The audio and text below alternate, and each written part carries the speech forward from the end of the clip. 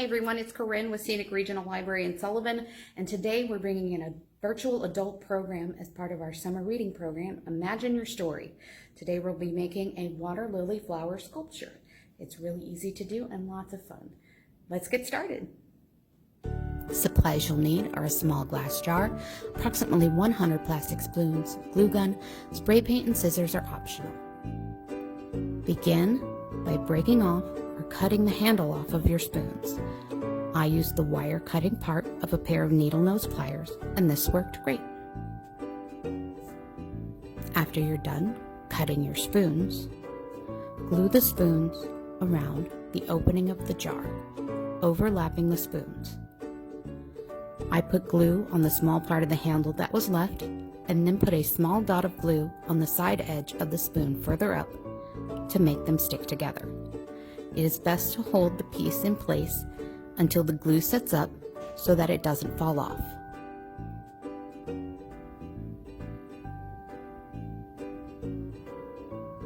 Continue gluing spoons around the jar, alternating the spoons so that the next row rests between the spoons on the row above.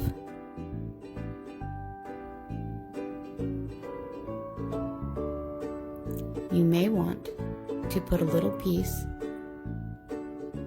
of glue on the side edge to help them stick, and remember to hold it in place until they are firm on the jar.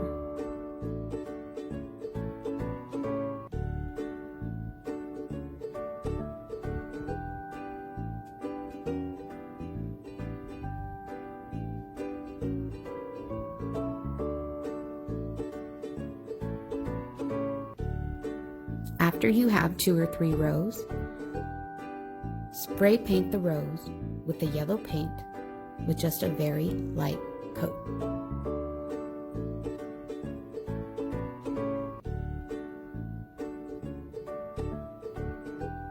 After the paint dries, which only takes a couple of minutes, continue gluing spoons around the jar. After gluing another 2 or 3 rows, paint those rows with the light pink paint. It is okay if it sprays up on the yellow pieces. This will give you a nice blending effect. After the pink paint is dry, continue gluing spoons to the jar. Now you want your spoons to stick out from the jar and sit side by side rather than overlapping. I put glue on the very end of the handle piece that sticks out and hold it in place until the glue sets up and the spoon is solid on the jar. Leave a small part of the bottom of the jar sticking out from the rows of the spoon.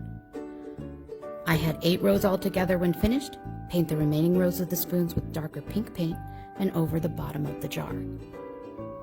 You're all done. Now you can leave it as is, add some flowers to the top, or add a votive candle. I also have seen it left completely white as a modern sculpture.